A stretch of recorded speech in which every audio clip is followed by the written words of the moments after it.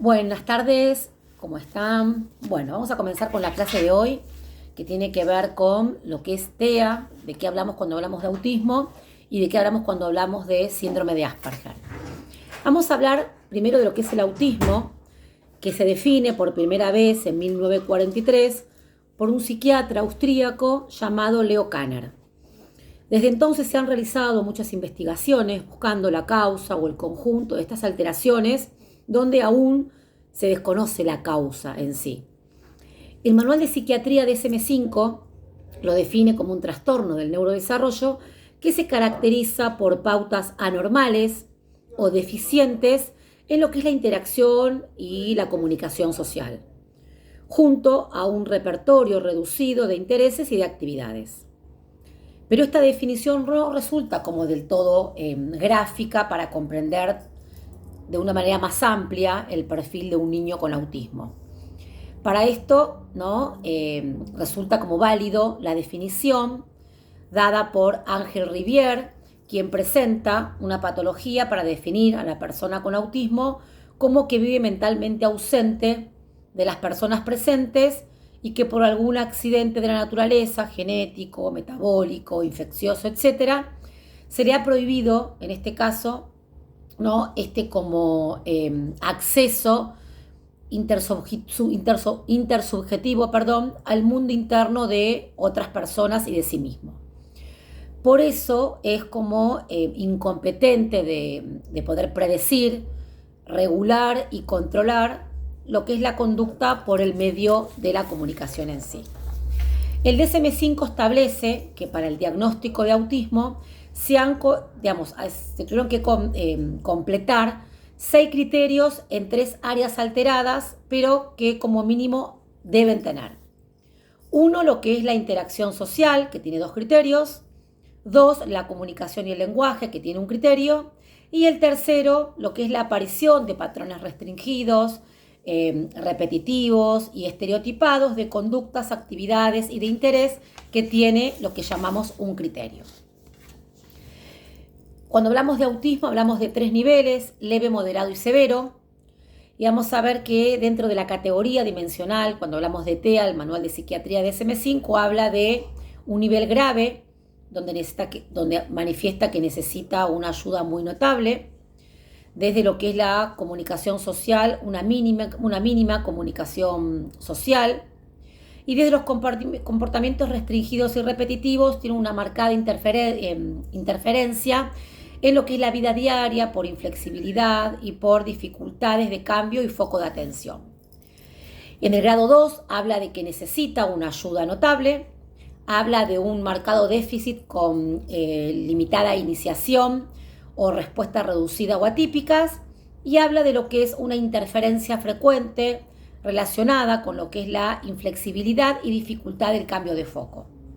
Y el grado 1 habla que necesita ayuda y dice que sin apoyo in situ, ¿no?, aunque presenta alteraciones significativas en el área de la comunicación social. Habla de interferencia significativa en al menos un contexto.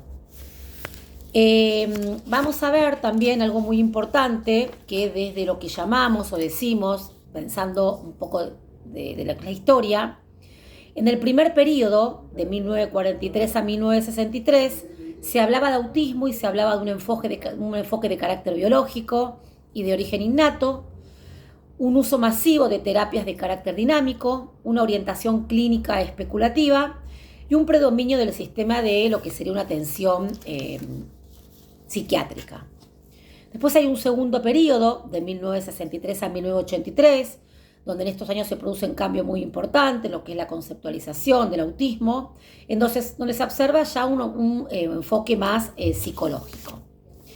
Y después, en el tercer periodo, de 1983 hasta la actualidad, entre los años 80 y 90, se impone tajantemente esta convicción de que el autismo es un trastorno general del desarrollo, que se da un predominio de un enfoque genético y que se establece que solo el autismo se puede entender cuando se entiende lo que es la comunicación, ya que el foco crucial de la comprensión es la comunicación. Y se caracteriza donde este periodo ¿no? Aparece la presencia de modelos tanto cognitivos y mucho más efectivos, más eficaces, ¿no? Y más fundamentados por lo que es la investigación. En el plano neurobiológico, los estudios de genética, investigación, neuroquímica, exploración, todo lo que es la citología, hablan, ¿no? Y han permitido poder describir alteraciones, ¿no? Que cada vez nos acercan más a lo que es el desvelamiento de las posibles causas de cuando hablamos de autismo. Hay diferentes tipos de terapias que existen en el tratamiento de un niño o una persona con autismo. Existen varias, pero vamos a ver dos de ellas que suelen ser las más comunes y que están como opuestas entre sí. Una lo que es la terapia cognitivo-conductual y otro lo que son las terapias psicodinámicas. Vamos a ver también que lo que es la intervención psicoterapéutica. Vamos a hablar específicamente de esto que tiene que ver, ¿no? Según el nivel del espectro autista. Y vamos a ver que el espectro autista de bajo funcionamiento, espectro autista de alto funcionamiento. Vamos a pensar también que proporcionamos agendas que lo van a ayudar a poder incentivar, ¿no? Todo lo que va a ocurrir en los próximos 45, todo lo que va a ayudar a poder pensar, ¿no? Que podemos pensar una agenda visual que nos puede llegar a llevar 45, 60 minutos y va a tener que ver con qué específicamente. Uno de los puntos es evitar, en medida de lo posible, estímulos sonoros, establecer un momento de saludo, trabajos de mesa repetitivos. El docente debe como adaptarse al alumno y no al revés. O sea, siempre nosotros, quienes acompañamos, o sea, con nuestros acompañados nosotros tenemos que adaptarnos a los tiempos de quien acompañamos, no ellos a nuestros tiempos. Proporcionar apoyos visuales, adecuar el nivel de dificultad y esto de esas estructuras de mensajes y expresiones sencillas, que son los mensajes claros, donde dividir espacios de trabajo y anticipar cambios de actividades, no van a tener que ver con poder mejorar lo que tiene que ver incluso con el aprendizaje, la alfabetización. Y después dedicar tiempo a poder conocer sus intereses y ritmos, obviamente, de aprendizaje. Aparece una consecuencia de lo que es la detección tardía del autismo y aparece como un desconcierto, ¿no? De las familias que ignoran por qué no responde como los demás a sus esfuerzos educativos. Aparece, por eso es importante, ¿no? Hablar de una detección temprana, no tardía. Digo, la importancia de consultar con un profesional, ¿no? Cuando hablamos de un niño que tiene ciertas y determinadas características que pueden llegar, que nos llama que son significativas y que nos pueden llamar la atención, no minimizar, ¿no? Y no quedarnos con algo de algún profesional que no nos cierra. Nosotros siempre decimos que la psicopedagoga, un neurólogo infantil son fundamentales, pero la psicopedagoga, no tengamos en cuenta que puede hacer un test llamado A22, donde se puede saber el diagnóstico del niño, la niña y el grado. Recuerden que a partir de los 12 meses se puede diagnosticar el autismo. Entonces, por eso hablamos, ¿no? De esto de las consecuencias que puede tener una detección tardía del autismo a diferencia de una detección temprana. Y esto que tiene que ver con este desconcierto de las familias es uno de los puntos que ignoran, que no responden como los demás a un esfuerzo educativo. Otro punto puede ser una respuesta inadecuada. Otro puede ser la aparición de conductas inadecuadas debido a la falta de respuestas a sus necesidades y a lo que son las características básicas. Y otra tiene que ver con que estas conductas van a dificultar mucho su aparición, ¿no? Inclusiva, y las dificultades, ¿no? Para lo que es la enseñanza de habilidades básicas, para lo que es la convivencia del aprendizaje. ¿Y cuáles son las señales de alerta que tenemos que tener? Cuando hablamos de autismo tenemos que pensar en un retraso o ausencia del habla, no presta atención a otras personas, no responde a las expresiones faciales o sentimientos hacia los demás, falta de juego simbólico, ausencia de imaginación, no muestra interés por los compañeros y las compañeras de su edad, no respeta lo que es la reciprocidad en las actividades de tomá y dame, incapaz de compartir lo que es el placer, alteraciones cualitativas en lo que es la comunicación no verbal, no señala objetos para poder dirigir la atención de otras personas, falta de utilización social de la mirada, falta de iniciativa en lo que son las actividades de juego social, estereotipias o que tienen que ver con lo que es las manos y los dedos, y reacciones inusuales a falta de lo que es la reacción a lo que son los estímulos sonoros. Es muy importante tener en cuenta y darle herramientas a la familia cuando hablamos, ¿no? De lo que es el trastorno del espectro autista, para que de esta manera la familia pueda saber que hay un otro que lo pueda acompañar, la importancia del rol del acompañante y poder pensar y entender, ¿no? Que desde nuestra función, desde nuestro rol, esto de poder sostener y acompañar a un otro es fundamental. Por eso los acompañantes terapéuticos lo que hacemos es buscar, ¿no? La manera o la forma de que este niño o esta niña que tiene autismo, en esto de poder mejorar su calidad de vida. Recuerden que no hablamos de cura. Esto de poder pensar también, ¿no? Con lo que implica o lo que tiene que ver muchas veces con mejorar su calidad de vida, trabajar específicamente lo que tiene que ver con tener autonomía, trabajar con la autoestima, ¿no? Y que cuanto más temprana es la detección, mucho mejor va a ser para este niño y para la familia. Por eso es importante, ¿no? Tener en cuenta en esto que muchas veces llamamos, ¿no? Y esto que tiene que ver con la importancia de que siempre hay comunicación, ¿no? No existe la no comunicación. La comunicación puede ser verbal y no verbal. Cuando hay comunicación no verbal, hay comunicación igual. Entonces tenemos que pensar, ¿no? Que lo que vamos a hacer, lo que vamos a trabajar es con los pictogramas, ¿no? El pictograma es una herramienta de trabajo para los acompañantes, para trabajar con nuestros acompañados cuando no hay comunicación verbal. Desde las funciones ejecutivas, lo que vamos a hacer es trabajar lo que es el planeamiento de resolución de problemas, inhibición de impulsos, flexibilidad cognitiva, organización y todo lo que tiene que ver con lo que es lo que llamamos regulación emocional. Recuerden, ¿no? También algo muy importante, que actualmente hablamos del manual de psiquiatría DSM-5, ya no hablamos del DSM-4 y hay una nueva conceptualización en TEA.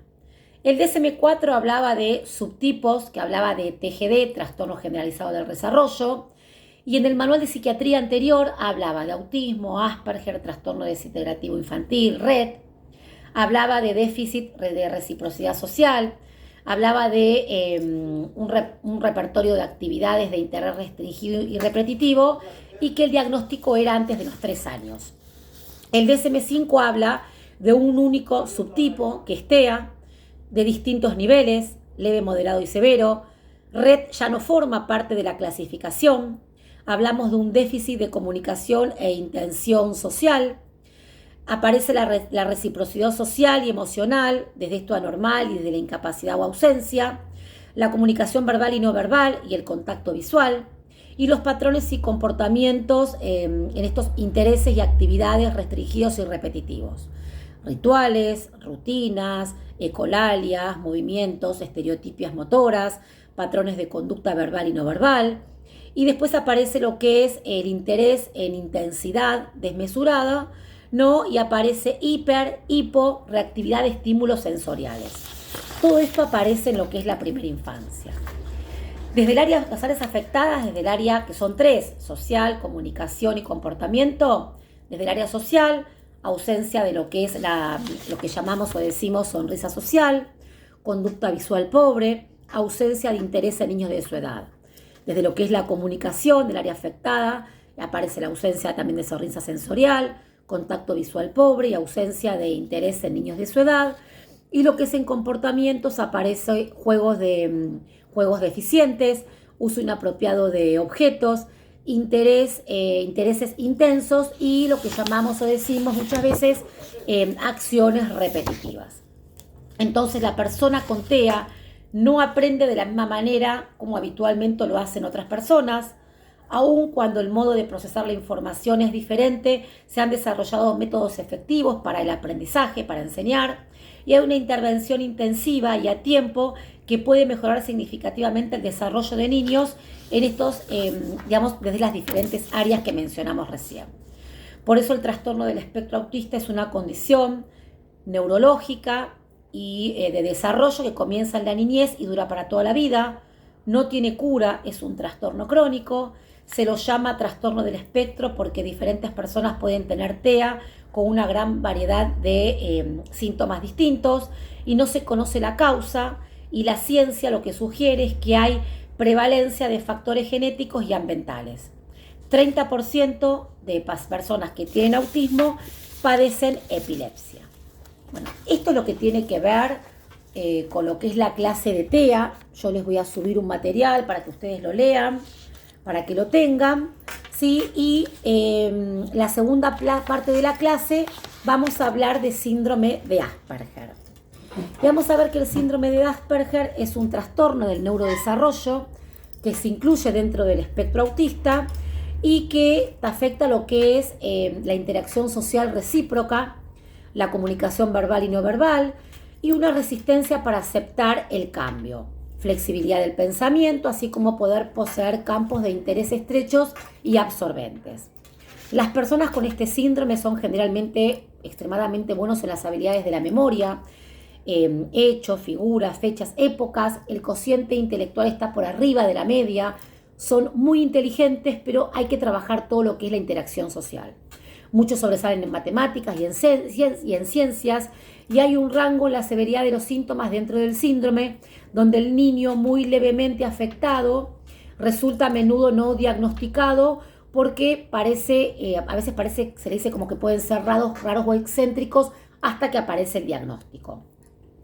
A pesar de que el síndrome de Asperger es mucho más común que otros tipos de autismos, sigue siendo una condición rara y de pocas personas, incluyendo profesionales, y que, digamos, que saben sobre ella, y muchos menos tienen experiencia no contrastada. Por eso parece afectar a muchos más hombres que a mujeres, y esto tiene no algo que digamos, en términos generales, se encuentra levemente raro y toma a menudo no significados literales, a veces de lo que se lee o de lo que se puede escuchar.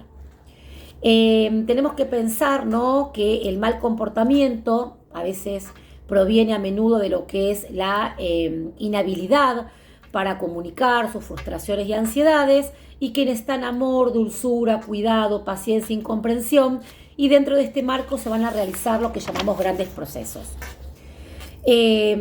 Cuando hablamos de síndrome de Asperger aparece dificultades para relacionarse, falta de empatía, están fascinados por un tema de interés, son susceptibles a los cambios, aparece la falta de comprensión del lenguaje verbal y aparecen lo que son las limitaciones para poder, lo que llamamos, comprender las emociones.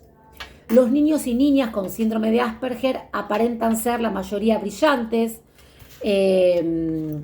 felices y cariñosos, ¿no? Y si logramos no penetrar en este pequeño mundo propio, podemos ayudarlos a poder incorporarse mejor a la sociedad. Tienen esta necesidad de acabar las tareas que han comenzado, pueden desarrollar estrategias para poder reducir la tensión, ¿no?, de experimentar determinadas situaciones, y las advertencias de una actividad para terminar, ¿no?, en X cantidad de minutos puede ayudar, ¿no?, cuando son las personas más grandes. A medida de que algunos niños o niños crecen, ¿no?, algunos problemas se van a resolver con más facilidad, pero el resto de los niños con problemas, esto va a persistir. Algunos adolescentes pueden sentir la carencia de amistad como algo difícil de afrontar, justamente por esta situación, esta problemática que tienen, la dificultad que tienen con la interacción social. Intentan con refuerzo hacer amigos a su modo, pero encuentran dificultades para poder conservarlos por largos periodos de tiempo. Entonces las habilidades sociales tendrán que ser enseñadas, aprendidas, con esfuerzo para que puedan encontrar un lugar en el mundo, así poder aprovechar todas las oportunidades para explicar situaciones en forma repetida y un día puede que funcione. Entonces el síndrome de Asperger, el diagnóstico temprano me ayuda a mejorar la calidad de desarrollo del niño, ¿Y cómo se comunica una persona con síndrome de Asperger? Tiene dificultades para entender la comunicación no verbal, gestos, expresiones faciales, tono de voz, etc. Y los mensajes sutiles que se transmiten a través de este canal a veces no se entienden. Pueden hablar durante mucho tiempo de sus temas de interés, pero tienen dificultades para saber cuándo terminar la conversación y les cuesta elegir temas de qué hablar por hablar o tener una charla social con otras personas. Son muy literales, comprenden el lenguaje según el significado exacto de la palabra, de lo que muchas veces no entienden las bromas, los chistes, las metáforas o los sarcasmos, y su expresión verbal es correcta, pero a veces utilizan el lenguaje de manera muy formal, siendo demasiado precisos, técnicos o incluso lo que llamamos pedantes. Entonces, lo que tenemos que hacer es pensar la importancia de hacer un abordaje terapéutico, donde el acompañante terapéutico lo que va a hacer es trabajar en profundidad lo que son las vinculaciones, las tramas sociales, familiares, vinculares, para poder lograr que aparezca esto que tiene que ver con comprender sus comportamientos, que no son caprichos, que no son intencionados, y proporcionar seguridad que pueda ayudar a flexibilizar, sin imponer una manera de ver las cosas, sino esto que, lo que podemos pensar es preguntarle cuál es la mejor manera de poder ayudarlos. Él o ella te sabrá explicar cuáles son sus puntos fuertes y débiles, y cómo prefieren que los podamos ayudar. Entonces recuerden que el 18 de febrero es el Día Internacional de Asperger, y cerrando con esta frase tan linda que es: aunque pienses y actúes diferente, por dentro soy igual que tú, todos tenemos un corazón, solo quiero que me comprendas. Les mando un beso grande, que puedan disfrutar de la clase, que puedan leer el material de lectura, y cualquier duda o consulta nos seguimos leyendo. Muchas gracias.